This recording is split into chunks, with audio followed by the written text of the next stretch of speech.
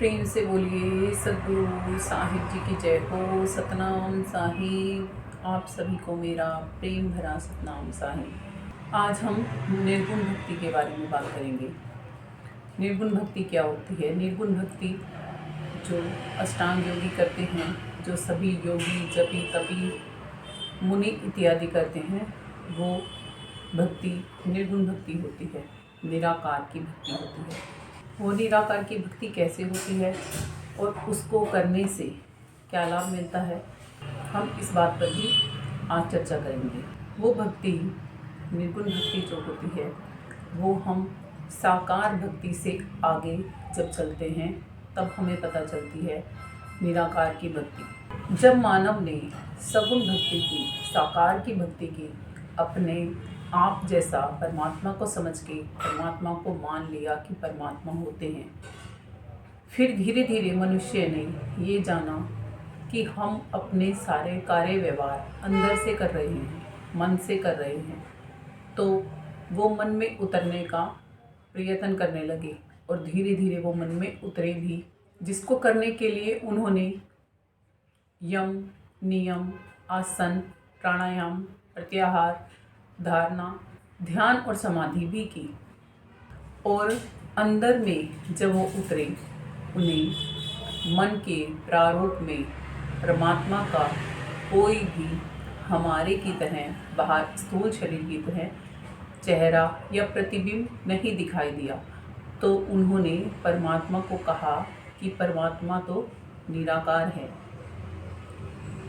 जब योगी जन यज्ञ करते हैं, तप करते हैं, होम करते हैं, अंतःकरण में उतर के जब ये चीज़ें की जाती हैं, शरीर को साध के और मन के साथ लग के ये क्रियाएं जब की जाती हैं, तब मानव तन के अंदर में मन की शक्तियाँ उजागर होने लग जाती हैं। हमारे संसार के जो शरीर से जुड़े हुए हम कर्म बाहर कर रहे थे, जो हमें करने में मुश्किल लग रहे थे, अब वो आसान हो जाते हैं। क्यों? वो ऐसा क्यों हो जाता है? क्योंकि जो भी हम बातें बोलते हैं वही सिद्ध होने लग जाती हैं, हमारे अंदर में शक्तियाँ उजागर होने लग जाती हैं।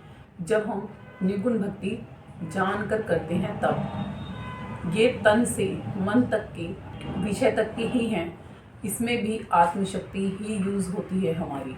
जब मानव योगी बने तब उन्होंने जाना कि हमारे जो श्वास हैं वो अंदर में भी दो प्रकार से चल रहे हैं। एक तो नीचे की तरफ जाते हैं नाभि में, और दूसरे ऊपर की तरफ भी हमारे श्वास उठ सकते हैं यदि हमें उठाने आ जाएं तो। जब हम सांस भरते हैं तो वो श्वास सीधा ही नीचे हमारी नाभि तक चले जाते हैं, उसको बोलते हैं अधरमुखी होना। फिर योगियों ने प्राण शक्ति को स्थिर करना सीखा और उधरमुखी होना शुरू किया। उधरमुखी होने का मतलब क्या है? ऊपर की तरफ चढ़ना। प्राण शक्ति को साध कर साधकों ने अपने मूलाधार से लेके आज्ञा चक्र तक के सभी चक्रों को खोला। जैसा कि आपने सीरियल शक्तिमान में देखा भी है कि शक्तिमान एक आम इंसान होता है और वो धीरे धीरे जब योग क्रिया में बैठता है तो उसके सभी चक्र खुलने लग जाते हैं और वो कहीं पर भी चला जाता है। ऐसे ही इतनी ही शक्तियाँ योगियों में, जपी तपियों में आ जाती है। कब? जब वो इस तरीके से ध्यान साधना करते हैं। हमारी दो नाड़ियाँ, इंगला नाड़ी और पिंगला नाड़ी, जो कि हम नासिका से श्वास भरते हैं तब चलती हैं।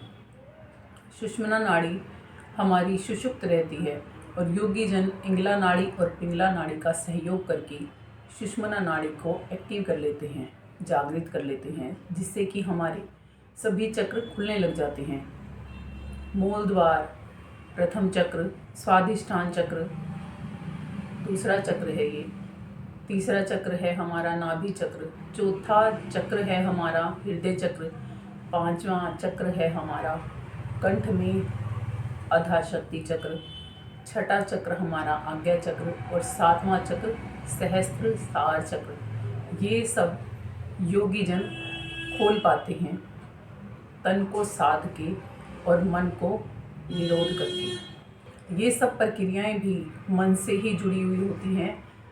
आत्मिक शक्ति इसमें यूज़ हो रही होती है, मगर हमें समझ नहीं आता अभी भी कि हमारी आत्मिक शक्ति इसमें यूज़ हो रही है। और हम में मन के प्रभाव के कारण अहंकार आने लगता है, क्योंकि हमारे पास रिद्धियाँ सिद्धियाँ आने लगती हैं।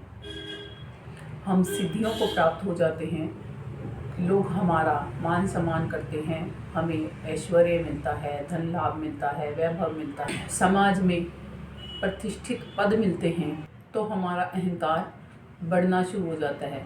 मान अभिमान में फंसकर हम सत्यता से यहाँ पर भी अनभिज्ञ ही रह जाते हैं और पूर्णतः आनंद वाली शांति को प्राप्त ही नहीं कर पाते। निगुण भक्ति में हमने जाना कि हमने परमात्मा को निराकार ही समझ लिया। वास्तव में तो परमात्मा, कबीर साहिब जी बताते हैं, साकार निराकार दोनों से न्यारा, जानेगा कोई जाननहारा। कहें कबीर जानेगा सोई, जिसका सतगुरु पूरा होई। यहाँ पर भी सतगुरु, सत्य जो हमें लिखाता हो वो गुरु होगा, तब हमें सत्य भक्ति का, सत्य का भेद पता चलेगा। उससे पहले तो हम मन की प्रक्रिया में ही उलझकर संसार में ही, आवागमन में ही फंसे रह जाएंगे। निर्गुण भक्ति करने से भी हमारे विकार, काम, क्रोध, लोभ, मोह, अहंकार स्थिर नहीं होते, शांत नहीं होते। एक बेचैनी, एक अजीब सी कचूटन चलती ही रहती है। भले ही हमें कितने भी ऊंचे पद मिल जाएं, मगर हमें दया करनी नहीं आती, दया भाव नहीं आता, एक लालच बना ही रहता है। तो ये सब कुछ करने से भी हमें वो सत्यता की प्राप्ति नहीं हुई जो कि हम खुद हैं, जो कि तुलसी साहिब जी बताते हैं, श्री गीता बताती है कि हम अविनाशी आत्मा हैं, हम ज्योत स्वरूप हैं। ज्योति साम अपि तज्ज्योति तम से परम उज्यते, ज्ञानम ज्ञेयम ज्ञान गम्य हृदय सर्वश्रेष्ठतम। श्री कृष्ण जी भी अर्जुन को बताते हैं कि मैं ज्योति स्वरूप हूँ, तम से, अज्ञान से और अंधकार से अत्यंत परे हूँ, तत्व रूप में प्राप्त करने योग्य हूँ और ज्ञान रूप में जानने योग्य हूँ। वो हम भी ऐसे ही हैं जैसे कृष्ण जी बता रहे हैं, क्योंकि हम भगवान के ही तो अंश हैं, भगवान के जैसे ही तो होंगे। यही बात तुलसी साहिब जी भी बता रही हैं रामचरितमानस में कि हम कैसे हैं। हम चैतन्य हैं, अमल हैं, मलों से रहित हैं, अलग हैं, पृथक हैं, विकारों से दूर हैं, सहज हैं और सुख राशि हैं। फिर भी हम अपने अस्तित्व से नहीं मिल पा रहे, इसीलिए ही यहाँ पर हम मन और माया की बस में पड़कर कर्मा अनुसार तनों को धारण कर और छोड़ते जा रहे हैं। हम सत्यता को बिना जाने ही अपने मानव तन की इस असल उद्देश्य को सिद्ध किए बिना ही इस मनुष्य तन को छोड़कर आवागमन के चक्रव्यूह में फंसते चले जाते हैं। आज हमारे पास ये अवसर है कि हम सत्य को सही तौर पर ही जान लें और जानकर सद्भक्ति करना शुरू करें। निगुण भक्ति और साकार भक्ति दोनों आपको बताई गई हैं। साकार भक्ति पिछले सत्संग में बताई गई थी, निराकार भक्ति अब बताई जा रही है। जब हम देखते हैं कि ऋषियों के, मुनियों के भी क्रोध शांत नहीं हुए, यदि ऋषि मुनियों के, जपी तपियों के, योगियों के क्रोध अग्नि शांत हो गई होती तो शायद वो किसी को श्राप ना देते, केवल आशीर्वाद ही देते। जब तक मानव अपनी असलियत को नहीं जान लेता, तब तक वो दूसरों से पीड़ित होता रहता है और दूसरों को पीड़ित करता रहता है, और इसी वजह से ही उसके कर्म बंधन बंधते जाते हैं। जपी तपी साधु जितने भी होते हैं वो क्या करते हैं, वो धूने रमाते हैं, अपने तनों को कष्ट देते हैं, घोर पीड़ाएं देते हैं, जर्जर कर लेते हैं इस तन को। तब कहीं जाके तंत्र मंत्र साधना सिद्धियां करके उन्हें रिद्धि सिद्धियां प्राप्त होती हैं, और मिलता ही क्या है, जब तक ये जीवन है तब तक का अहंकार और मान सम्मान, बस इस मान प्रतिष्ठा के लिए ही घूमते रह गए हम तो, असलियत से तो अनभिज्ञ ही रह गए। वास्तव में ये मानव आम मानस जन से तो ऊपर उठ जाते हैं, क्योंकि हम तो तन में ही जीवन जीते हैं और परमात्मा को साकार केवल मानते ही हैं। वो तन से आगे मन तक जाते हैं और परमात्मा को निराकार कहते हैं। आत्मज्ञान और परमात्म ज्ञान से अभी तक वो भी सभी अनभिज्ञ हैं हमारे की तरह, जैसे हम तन से जुड़कर परमात्मा को साकार मान रहे थे। माना एक्स में ही तो हम थे और माना एक्स में ही वो भी रह गए, क्योंकि परमात्मा को तो जान ही नहीं पाए। इसीलिए कहा है, सत्य का संग तो केवल संत जन ही करवा सकते हैं। योगी जपी तपी कोई भी हमें सत्य का साक्षात्कार दर्शन नहीं करवा सकता, जब तक नहीं करवा सकता जब तक कि तत्वदर्शी संतों की हम शरण ग्रहण नहीं कर लेते। श्री कृष्ण जी ने श्री गीता में बताया है कि आत्मज्ञान हम कहाँ पर जाकर प्राप्त कर सकते हैं। श्री कृष्ण जी श्री गीता में कहते हैं, तत्विधि प्रेणी पाते ने प्रिय प्रश्नने सेवाए उपदेशंति ते ज्ञानम ज्ञानी ने तत्वदर्शी ने, कि हे अर्जुन, तत्वदर्शी संतों की शरण ग्रहण करो, श्रद्धा भाव से उनको दंडवत प्रणाम करो, उनकी जैसी आपसे बन पड़ती है सेवा करो। यदि वो आपकी सेवा से आप पे प्रसन्न हो जाते हैं तो आपके इस सत्य को जानने के क्वेश्चन का आंसर वो आपको दे देंगे, ज्ञान उपदेश कर देंगे, जिस ज्ञान उपदेश को पाकर आप शुभ अशुभ कर्मों को काट पाओगे। ज्ञान अग्नि उद्गारित की जाती है सच्चे शब्द वेदी संतों के पास जाकर। कबीर साहिब जी कहते हैं, सगुण भक्ति वालों के लिए भी और निर्गुण भक्ति वालों के लिए भी। बाम्बी कुटे बावरे सर्प ना मारा जाए, मूर्ख बाम्बी ना डसे सर्प सबन को खाए। हमने यह जाना इन दोनों सत्संगों के माध्यम से कि हम कैसे शरीर को कष्ट देते हैं, फिर भी मन नियंत्रित नहीं होता, मन कंट्रोल में नहीं आता। हम इच्छाओं में, कामनाओं में, काम क्रोध लोभ मोह अहंकार में ही घूमते रह जाते हैं। मन को कंट्रोल करना हम कब सीख पाएंगे? जब हम सहज योग सीख पाएंगे। सहज समाधि भली है साधो, सहज समाधि भली। ये सहज समाधि ही नहीं हमें आती, बस सहज होना नहीं आता। हम जटिल हो चुके हैं मन और शरीर में बंध के। कबीर साहिब जी कहते हैं, बाम्बी कुटे बावरे सर्प ना मारा जाए। सर्प क्या ना मारा जाए? कि शरीर से योग साधनाएं तो कर ली, मगर ये मन तो नहीं कंट्रोल में हुआ। सर्परूपी मन जो कि पांचों विषय विकारों में ही हमें घुमाता रहता है। मूर्ख बाम्बी ना डसे। ये बाम्बी जिसमें सर्प रहता है वो डसती नहीं, सर्प डसता है ना। सर्प सबन को खाए। सर्प यहाँ पे मन को बोला गया है कि मन इंद्रियों के वश में आके बाहर आता है, और बाहर आके जब इंद्रियों से हम कुछ चीज़ देखते हैं, सुनते हैं, सूंघते हैं, स्पर्श करते हैं या टेस्ट करते हैं, तो हमारा मन उनकी तरफ भागना शुरू हो जाता है। और जब भागता है तो आत्मा की शक्ति को वहीं पर ही खर्चवा देता है। योग भी तो हमने मन की शक्ति से ही किया कि जब हम सारे कार्य अंदर से कर रहे हैं तो अंदर में जाके देखें कौन सी शक्ति कार्य कर रही है। तो हमें मन की शक्ति से ही जुड़ के हमने अंदर में योग भी किया, जिसके फलस्वरूप हमारे अंदर में काम क्रोध लोभ मोह अहंकार ये शांत ही नहीं हो पाए। संत जन जो होते हैं वो बिल्कुल शांत हो जाते हैं। उनको काम वासनाएं नहीं सताती, उनको क्रोध नहीं सताता, लोभ नहीं होता, अहंकार नहीं होता। काम क्रोध लोभ मोह अहंकार ये नहीं होता, उनको मोह नहीं सताता। उनके लिए सारी दुनिया ही उनके बच्चे हैं, और नहीं है तो फिर कोई भी उनका अपना नहीं है।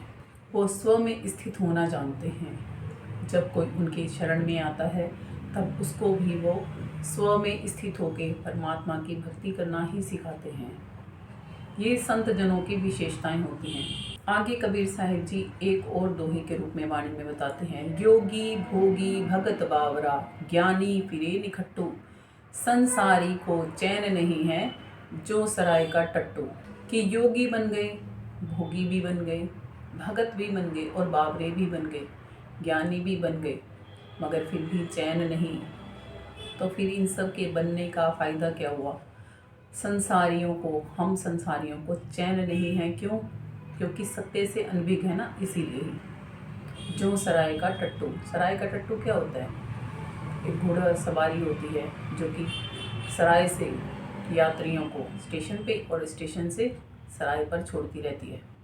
हम वैसे ही बन गए हैं, तन धारण कर करके और छोड़ छोड़ के, कि हमें लगता है यहाँ से कहीं और जाने की जगह ही नहीं है। मरते रहो, जीते रहो, जैसा मर्जी जीवन चल रहा है। फिर हम क्या कहते हैं, जैसे राम राज्य रखे। ये भूल जाते हैं कि कर्म हमने किए हैं तो राम राज्य कैसे रखेगा? राम से तो मिले ही नहीं। राम के पास जब जाएंगे ना, वो ऐसा राज्य रखेगा फिर कभी दुखों का साया भी टच नहीं कर पाता। वहाँ आनंद ही आनंद है, ना सुख है ना दुख। कबीर साहिब जी आगे बताते हैं, निगुण भक्ति में भी मन कैसे दौड़ता रहता। जेती लहर समुंदर की, तेती मन की दौड़, सहज हीरा नीत जे जो मन लावे ठोर। निगुण भक्ति और सगुण भक्ति से मन कंट्रोल में नहीं आता, वश में नहीं आता। मन कभी मरता नहीं है। संतों का भी मन, संत मारते नहीं हैं किसी को भी ना, इसीलिए ही संतों का भी मन मरता नहीं है। केवल कंट्रोल में किया जा सकता है मन को, वो भी धीरे धीरे अभ्यास। इसीलिए संत जन कहते हैं नित्य अभ्यास करना चाहिए। परमात्मा की भक्ति के लिए कम से कम 3 घंटे हमें अभ्यास हर रोज़ करना चाहिए। जब हम 3 घंटे हर रोज़ अभ्यास करते हैं, जैसे बच्चे होते हैं ना, स्कूल में पढ़ने जाते हैं, 5-5, 6-6 घंटे पढ़ के आते हैं, फिर घर पे आके उनकी उस पढ़ाई को दोबारा से रिकॉल करते हैं, वापस से पढ़ते हैं, तो वो बच्चे कभी परीक्षाओं में फेल नहीं होते, उन परीक्षाओं को वो पास कर ही जाते हैं। ऐसे ही संत जन बताते हैं कि भक्ति के लिए 3 घंटे तो 24 घंटे में से कम देने ही चाहिए। साहिब कहते हैं 5 पहर धंधे गया, 3 पहर रहा सोए, 1 पहर भी प्रभु नहीं भजा, तो मुक्ति कैसे हो? सहज में ही जब हम भक्ति कर सकते हैं तो फिर क्यों इतने कठिन कठिन तप जप करने हैं हमें? क्यों हम क्वेश्चन नहीं पूछते खुद से?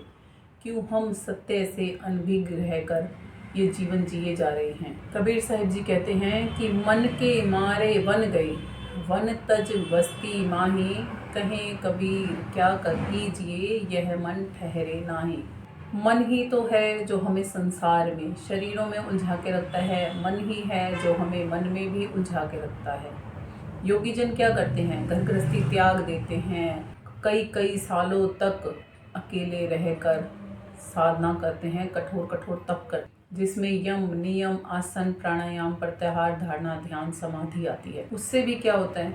शरीर जर्जर हो जाता है और मन से दी गई रिद्धियाँ सिद्धियाँ प्राप्त हो जाती हैं। कब तक के लिए हैं? कब तक आप किसी की मनोकामनाओं को पूरा कर सकते हो? जब तक आप इस तन में बैठे हो, केवल तब तक। उन रिद्धि सिद्धियों से परमात्मा को तो नहीं पा सकते ना, तो फिर क्या फ़ायदा हुआ ऐसी रिद्धि सिद्धियों को भी पाके कि वन में चले गए, कभी बस्ती में आ गए। क्या करें? ये मन ठहरता ही नहीं। तो मन को ठहराने के लिए ही बताया गया है कि सहज में ही ज्ञान उपज जाता है, जब सहज में ही हम आत्मा को जान सकते। हम आत्मशक्ति हैं, हम मन और तन को चला रही हैं, तो मन के वशीभूत में हम क्यों पड़ी हैं? अपनी पहचान क्यों नहीं जान पा रही हैं?